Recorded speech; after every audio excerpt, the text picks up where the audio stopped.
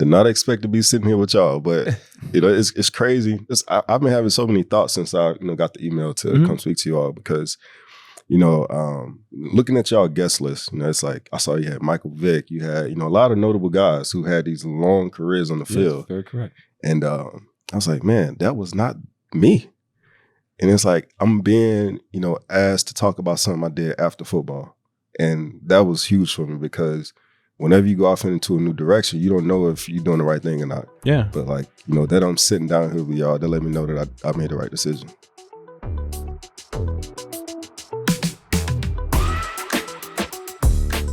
What's up, everybody? I'm Peanut Tillman, and this is the NFL Players Second Acts podcast. And with me, as always, is my trusty co-host, Mr. Roman Harper. Thank you. Yeah, shout out to the bros out there. I'm not one. Appreciate it, man. I'm really looking forward to listening to our next guest's story. It's very unique. He's actually the first of one of what we have to go, but I'm not going to give it all away. Peanut, get us started. I really want to dive in because this guy has a very, very unique journey. First team all Juco, 4-year NFL vet, Vick Ballard, baby. Welcome to the pod. Yes. It's an honor to be here. Appreciate you coming on, man. Appreciate y'all having me. So Vic, you are the first Juco player we've ever had on the show. Oh, yeah? Yeah. Ain't no way. Ain't no way. Hey, you are the first. Hey, we different. We've had Hall of Famers. Right. We've had burgundy jacket guys, which are one of top 100 players of all time in the NFL.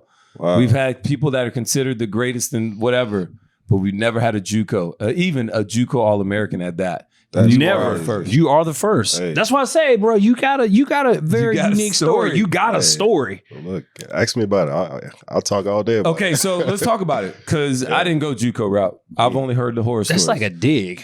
It's like he just gave you your flowers and was like, oh, yeah, now look, I ain't go to Juco route. Exactly. I went to Alabama. I didn't water them yet. I'm gonna water the flowers. Okay, I'm gonna water the flowers. Okay, you went to Mississippi Gulf Coast Community College. Right, yeah. Now, explain to our viewers that do not know where that is. It's down in Perkinston, Mississippi. It's a small little town. Back in the day, probably had one red light. The McDonald's that we had was attached to a gas station, so it wasn't much there, but it was home for about a year and a half. And so, what do you do for food? What do you do for entertainment? Like, what is that like? What is that campus atmosphere like? If you can call it an atmosphere. It was actually fun. We made our own fun. Okay. For food, we go to the caf or go home because I was relatively close to home. But Caf is a cafeteria? Yeah. For entertainment, we had this one little spot called Bobo's. Bobo's? Yeah, it looked like it was an old house that somebody gutted out and turned to a club, man. But we was in there every weekend. But that's when you got to meet everybody though. So it makes that part, it makes it easier. We ain't got no options. This is the option. That's the only spot we had. Either that or go to Hattiesburg, where Southern Miss is. But How far was that? Maybe about 30, 45 minutes down the road. But Bobo's. In Hattiesburg? Yeah, Bobo's was just like 10 minutes down the road. So that's the spot. Okay, I want to know about, because you guys, and I hate to bring this up. I mean, I blame Thomas for this one. The loss. You guys lost the junior college championship game. And only because the score was 75-71. Where's the defense at? Dude, it's Mississippi football, dog. Sometimes you should see the stats out of high school. Am I lying about this? No, you're right. No, you'll see that somebody rush for 4,000 yards in high school. Like this is Mississippi. This is what happens. I was gonna make a joke, but it was probably inappropriate, so I'm not even ran gonna for say 186 yards, 4 touchdowns. So you did your job. Right. But you guys ended up losing the game. Yeah. 75-71. Yeah, y'all did some research, man. 75-71. Yeah. And for some reason, you guys decided to throw the quarterback that you guys lost it because the quarterback threw an interception. At the end of the game, I can't even put it on him. We scored 71 points. If you score 71 points and lose, it's like, what else can you do? Yeah. Play defense. I mean, that's what you can do. What are y'all saying on the sidelines? That you guys keep running it up, and then your defense keeps giving it up. It was a shootout. That's everybody knew it was a shootout. It's like, who has the ball last? Yeah. I mean, we had it last, but we still lost. But like you say, we threw an interception, but we knew it was going to be a shootout. We saw that very early, but we just couldn't stop them. I had 4 touchdowns, 100 and so yards. We had another receiver, had like 3 touchdowns and, about 200 yards receiving. So everybody had good stats that game if he was on offense. If you touched the ball, you probably scored a touchdown. Yeah. So Rome and I, we had similar paths. We went to our respective colleges. You know, we went to the combine, did the whole thing, got drafted, went to our team. What was the process like for you getting into the NFL? I got drafted as well. Got drafted 5th round. I was telling the story earlier about draft day. I knew that there was a possibility I can go second day. Didn't go second day. Yeah. I was okay. Well, I think 4th round is a good spot for me. I feel like my talent is a 4th round talent. Didn't go 4th round either. And St. Louis called me somewhere in the 5th round. Yeah. And they told me that if I didn't get drafted, you know, they wanted me as a free agent. So, you know, getting that call during the draft, that was discouraging. So I was thinking to myself, you know, maybe I'm not gonna get drafted, but let me not ruin this day. Let me, you know, have my fun with my family. And as soon as I got up to go fix myself a plate of food to eat, Indianapolis called me, and I think it was like pick 156 or something like that. But yeah, they called me, and I became a Colt that day. So who called you, or not? I know that we know the Colts called you, but like, what person was on the other end of the phone? Honestly, I think it was Coach Pagano, Chuck Pagano. Yeah, but I'm not too sure because back then I was just happy to be talking to somebody. Yeah, it didn't matter who it was. So you get to you go to Indy, you get there, right, and you work your way into the starting lineup. Right. How was that process? It was crazy, but not crazy at the same time because, like you said, I came from Juco. Even when I got to Mississippi State, you know, it was a grind. You know, it wasn't like a shoe in. You know, I wasn't, you know, the guy from day one. Mm-hmm. So when I got to Indianapolis, I knew it was just a matter of time. Well, you became the guy. Let's put some numbers with it now. You still have the school record, single season school record for rushing touchdowns at 19. So, yeah. I mean, you weren't that unknown. Okay, go ahead now. Finish your story. I just want to put some respect on Yeah. But what I'm saying is I was never the day one starter no matter where I went to. Right. I always had to earn my spot, earn my keep. So when I got to Indianapolis, it was no different. I was deep on the depth chart too. And eventually I found myself, you know, getting in the rotation. And I think it was like week 5, Bruce Arians came up to me and said, hey, you know, I want to give you a little bit more playing time, but you got to learn the playbook because, you know, I'm a rookie. I'm trying to learn how to read defenses and things like that. Y'all guys back there in the secondary moving around. And so pretty much after that, you know, they started putting me in and, you know, I worked my way into the starting spot. You first get there, you get to Indy. We all have that welcome to the NFL moment where you're just like, holy, I'm in NFL. You hit somebody, you get scored on, something happens in the locker room, whatever. We all have that moment where you're just like, damn, I'm in the NFL. Right. Welcome to the NFL, rookie. What was that welcome to the NFL rookie moment for you? I got a good one. It's 2012 week 1. We play in Chicago. And, you know, you in the secondary. I'm looking at Julius Peppers coming off the edge, Brian Urlacher back there, standing up looking like a tree. And they say, you know, they call a play and the ball is coming to me. I'm like, what? This is my first play in. They give me the ball. And Brian Urlacher was the one that hit me. It was like a no gainage, but it was just so surreal to me just to be seeing all these people that I grew up seeing, you know, playing on video games. And now I'm lined up against them. Mm-hmm. So it was super surreal for me. So no hit, no nothing. It was just kind of just he didn't get no yards. Yeah, no nothing. It was just being there. It was just a moment, and I had played through the preseason. We played Troy Polamalu. Yeah. It wasn't that. It wasn't that impactful though. No disrespect to him. You know, great player. No, I got you. Yeah, but I think it was that week 1. This is real now. You know, it's not practice anymore, and now you got all these guys lined up on the other side of the ball trying to take your head off, like the guys. And it just clicked for me in that moment, like, man, I'm here. But so after that, the no gain or whatever, did you kind of snap out of it? It's like, okay, yeah, at the end of the day, it's just football. Yeah, pretty much. I would say so. Okay. That's fine. That happened opposite to me though when I went out there my first start. And I felt like Peyton Manning was just staring at me, making all the checks. I'm like, it was you feel very small at that moment. Yeah, but I feel you. Yeah, I felt small for sure. Do you remember your first NFL touchdown? I definitely do. Tell me about it. Walk us through it. Give us the play call, if you can remember it. Give me the action. What did you see? Yes. The timing. Right. So I'm going to start with the weekly number to the game. Bruce Arians, who was our offensive coordinator at the time, he had told us about a play he saw Virginia Tech run. I think it was Virginia Tech. And basically he was like, I want to try that practice. You know, drew it up in the sand. Basically, we tried it at practice. It worked. Never went back to it. And so we playing Tennessee. I'm having a decent game. You know, we moving the ball pretty well as an offense, and we find ourselves in overtime. We had another running back by the name of Donald Brown. He actually got us down to the red zone, you know, running the ball. And I'm not sure if they called a timeout or we called a timeout, but my running back coach, Coach Walker, he thought that, you know, we should switch out.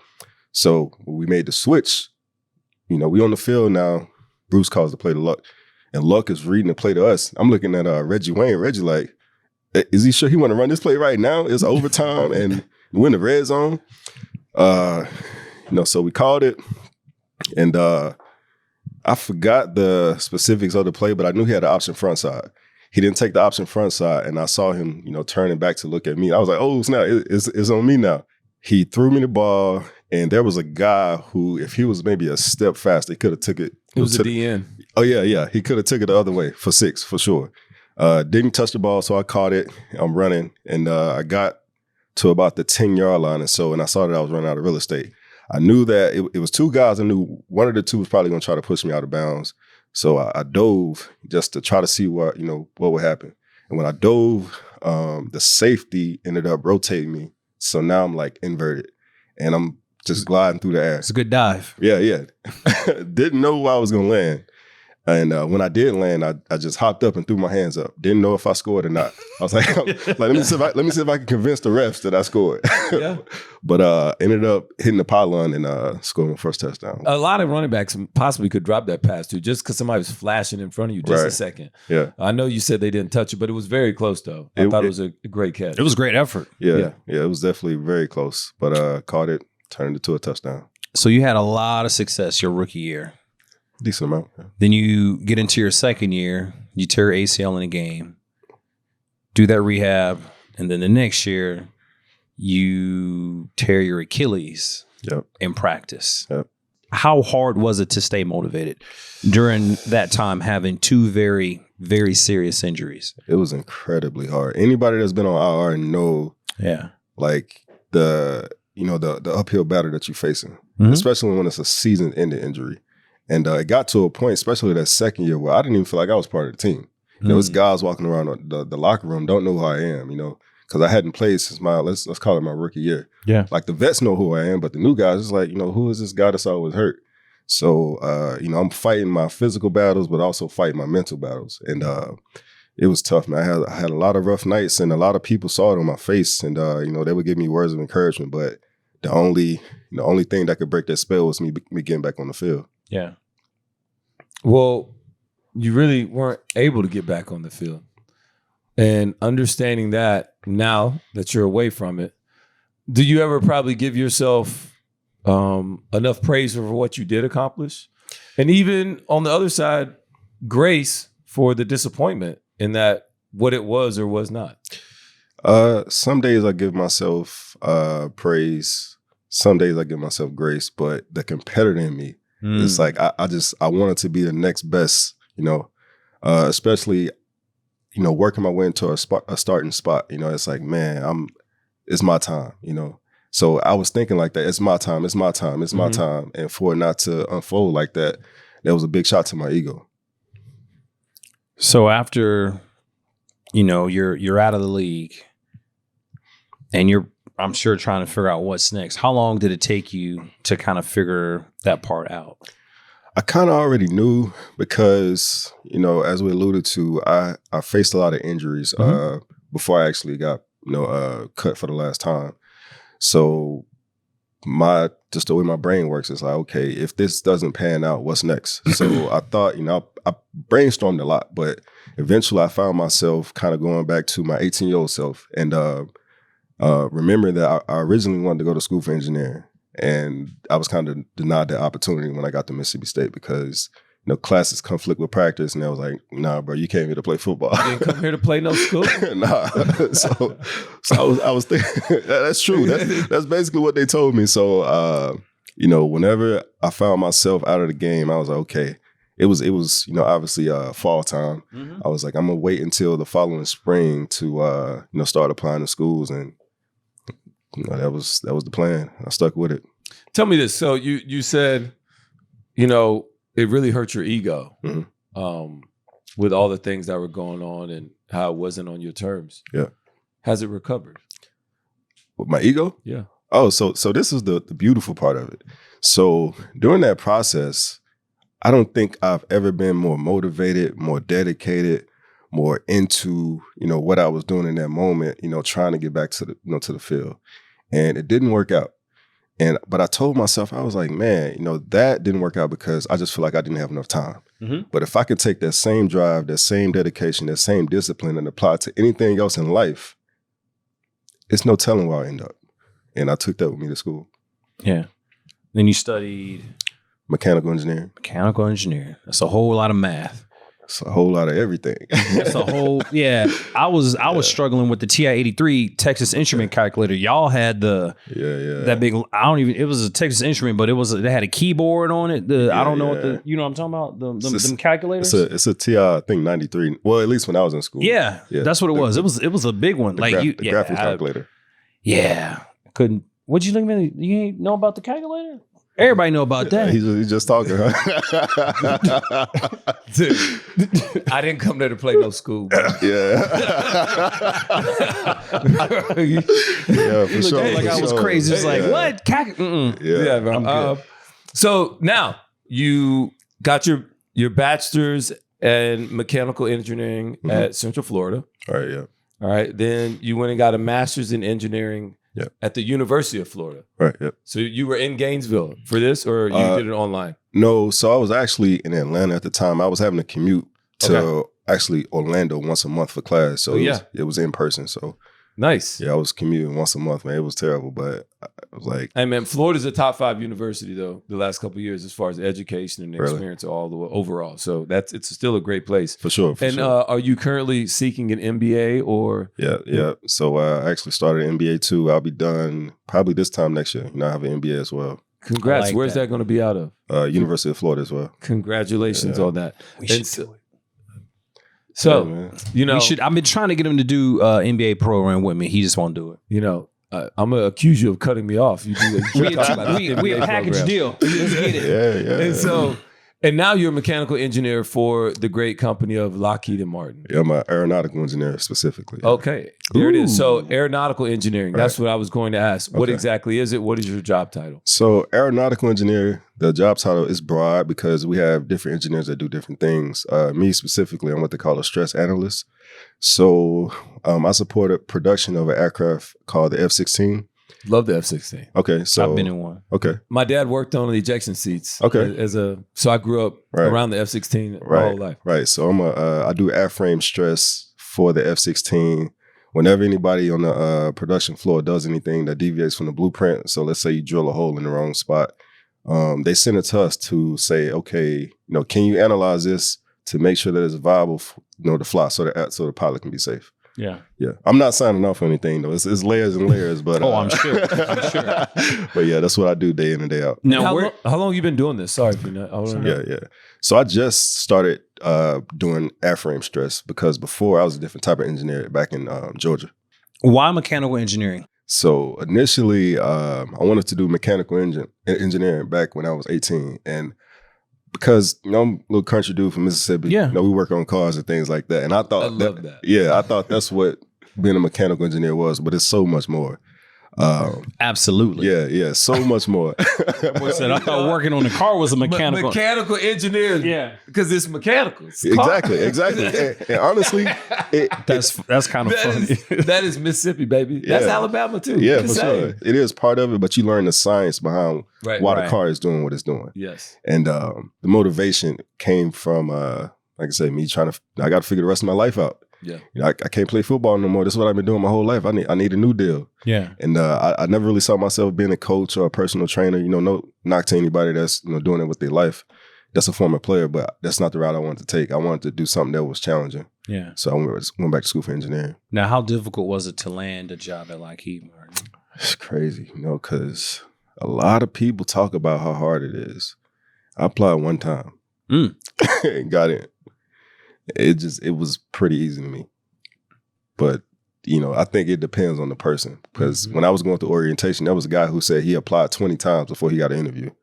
I applied once. I think all these companies, number one, this is my opinion, but I think all these companies really appreciate and love former athletes because their work ethic, like they understand it's tough. They can be, they can be corrected and they don't take it personal. Right, yeah. I just think they know how to work well with a team, which at Lockheed Martin, you're a part of a huge group and team. Definitely. And so it's just really, really cool to actually talk to you about those things. I want to know also, what was it like going back to school again? Because, you're probably dealing with people that are younger than you. Mm-hmm. You'd already been in the NFL. Right. I have a small sense of that because I went back to school after 2 years in the league. And I finished my degree, but I was like, and I was back in Tuscaloosa on a campus that I was familiar with. Exactly. It was different. Right. You totally different. You're a totally different fish in a totally different pond. Yeah. One day I had this moment where I was like, man, what am I doing in my life? Because I'm in freshman level physics, sit next to these kids, 18, 19 years old, trying to figure out how they can pool money together to buy pizza. And I'm like, man, I just came from, like, to my left was Andrew Luck, to my right was Reggie Wayne. And, the lifestyle that, a lot of NFL players live. I'm like, I went from that to this. And I was having like a moment. And I had to remind myself, we're all here for the same things in life. We just had a different path. Yeah. So if this is what I want to do in my life, I need to, shake that off and, keep it moving. And that's what I did. So it was crazy.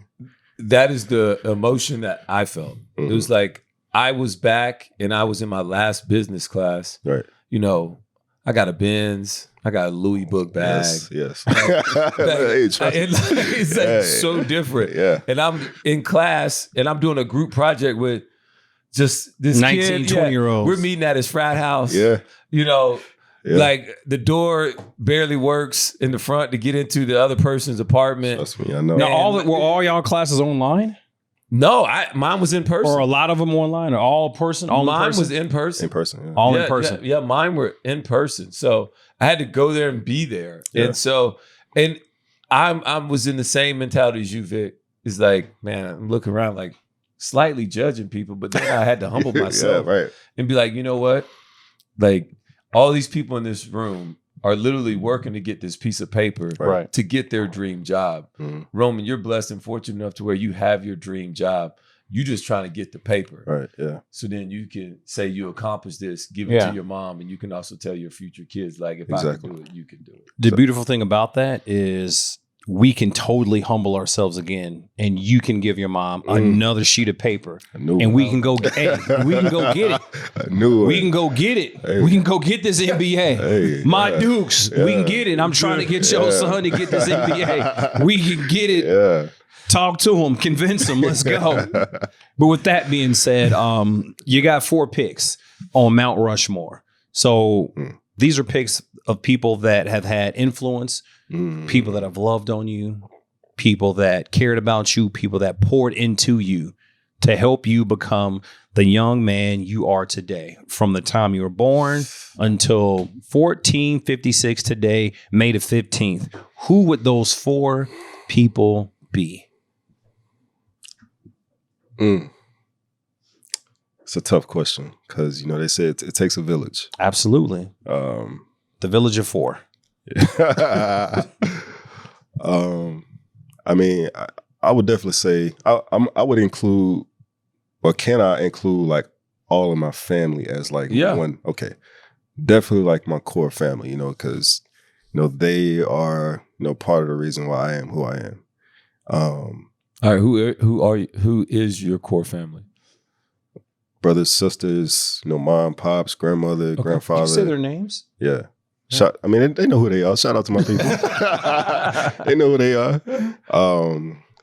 So aside from that, though, aside from family, I would definitely say my Juco head coach, because he was the first person to show me that, it doesn't matter if you got excuses. Like life really doesn't care if you got excuses. It's like, did you get it done or didn't, or did you not? So I would definitely put him up there. What's his name? Steve Campbell. Steve Campbell. Yeah, legendary Mississippi Gulf Coast football coach. Legendary. I would put I don't want to ruffle no feathers. Yeah, it's fine. Yeah. I Both was they feathers. okay. I would say my high school football coach as well, because when I was a junior in high school, the springtime, they come out with this thing called 12 Most Wanted. And I was not one of those guys. And he was the first person to call me and tell me, like, look, don't worry about that article that came out in the paper. Because when it's all said and done, you can have the last laugh. And he was right. Because none of those guys actually got drafted. I was the only one, from my area, from that time period to make it to the NFL. So he was definitely right, gave me motivation to keep going. And there was one other guy. His name is Nate Davis. Shout out to Nate, man. We don't talk much, but he don't know it. And I've said this on other podcasts, but he is a big reason why I pushed myself as hard as I did, because he was always pushing me. Yeah. If he did, 10 reps or something, I try to get 11. If I do, 5 sets, he trying to get 6. So we was always pushing each other, to get better. And whenever we split, went our different directions, I kept that mentality with me. So is it high school, college teammate, high school teammate? High school. Yeah, high school. Yeah. And he was the first person that I met that said, I'm going to do something, and actually went and did it. He was telling me from probably middle school age that he was going to be a doctor. And today he's a doctor. Yeah. That's like awesome. That. Yeah. How gratifying is it to have the success that you have right now in your new profession, considering how playing in NFL, how that ended for you? I definitely give myself a pat on the back sometime, because just the fashion in which everything ended with the NFL, me actually having to go back to school and sit in the classroom with, people that's 10 years younger than me, and to actually be sitting in a seat where I like what I do for a living. It was a process, it was a journey to get there. So I'm definitely proud of myself. But being an athlete, you are ambitious, you are, goal oriented. You have all these things, all these qualities about you that enables you to be a professional football player. So it's like I'm looking forward. It's like, what's next? It's like I'm trying to enjoy the moment, but also, figure out what's next for the future. Now, did you take that same mindset to Lockheed? Like, did you take that same attitude? Like, all right, my new goal is, well, I can design a new frame, or I can fix this, or I could do that. Is that the same kind of attitude that you brought over? I wouldn't say that. It's more so like, okay, I'm an engineer now. Yeah. What is going to be my title 10 years from now? I'm not really stuck on being an engineer. Right. If I am, great. I'll find a vertical that I can excel in. But if not, what is it? What's my new title? So you are. Because I want to know, like what? Because I talked to somebody else about this. Is like, so often being goal-oriented people or like-minded people that are always trying to achieve the next. When you're an athlete or you're a football player, it's easy to see. Like, I'm in high school, I want to get to college. Right, I get to college, I'm trying to get to the league. I'm in the league, I'm trying to get starter or be the highest paid or get to a Pro Bowl, win a suit. So it's easy to see what's the next goal. When you're doing something that I'm unfamiliar with, when you are an engineer, a mechanical engineer at Lockheed Martin, what is that next goal? And I don't even know if you know it, as much as it's like, well, if I'm going to be in this lane, how can I be vertical versus what other options are out there? I don't know. That's what I'm trying to ask. Well, as I was kind of alluding to, like, are you saying, like, what is the next step for being an engineer? No, for you. Oh, for me? Okay. Yeah. Okay. The next season. Yeah. So, as I mentioned, if I continue to grow in my career as an engineer, I'll definitely, maximize whatever opportunities I put on my plate. But if it comes down to me, creating my own opportunities, one area I've been looking at is real estate development. So, I'm currently, doing a little stuff in real estate right now, selling off some rentals I have because I want to move into the development space. So, we'll see. Hopefully it works out, whenever I start dipping my toes in the water. But I think that's probably what's on the horizon for me. Oh, man. Vic, we appreciate you coming on the pod, man. That's dope. That was a great answer. Thank you for sharing your story and just blessing us with your presence, man. I appreciate y'all having me, man. I really do, because did not expect to be sitting here with y'all, but it's crazy. I've been having so many thoughts since I got the email to come speak to you all, because looking at y'all guest list, it's like I saw you had Michael Vick, you had a lot of notable guys who had these long careers on the field. Yes, very correct. And I was like, man, that was not me. And it's like, I'm being, asked to talk about something I did after football. And that was huge for me because whenever you go off into a new direction, you don't know if you're doing the right thing or not. Yeah. But that I'm sitting down here with y'all, they let me know that I made the right decision. We all got a story, Look at man. that. In the second act, this podcast is us really giving you your flowers and the things that you're doing right now in your second act. So, hey, man, congratulations. And I hope the goal, whether it's a year from now, 5 years from now, 10 years from now, Right. you're doing the things that you want to do. Appreciate it. Yeah, man. And if you were just a good football player, you wouldn't be here. That's true. It's literally because of everything else you're doing in your life. And Right. so everything that your football journey put you through is what actually put you right here in front of us today. So 100%. this is why we do this show. And it's been really cool. And you, like I said before, you're our first Juco All-American. That's dog. crazy, man. But hey, I'll take honor in that because hey, shout out to my Juco boys, man, because that was a different grind. That's a a whole different grind. That's a different grind. Yeah, that's probably more of a grind. That's more of a grind than at UL, right? Yeah. UL? How far is that? Pearl River is Per river. Pearl. Where is That's a Juco. yeah. Yeah. How far is that from? Me? Yeah. Well, 30 minutes maybe. That was one of our rivals. That was one of our rivals. Yeah, my Yeah. roommate, he went there. Yeah. Say. Mississippi got a whole bunch of Jucos. I think it Yeah. was like 15 maybe. Yeah. Oh, damn. Yeah. That's Yeah, a it's lot. Yeah. Yeah. They go at it though. Yeah. Mississippi, Oklahoma, and California. Yeah. Or Kansas. Yeah, Kansas. Yeah. Kansas. Yeah. Yeah, sorry. Kansas, the other state. Coffeeville?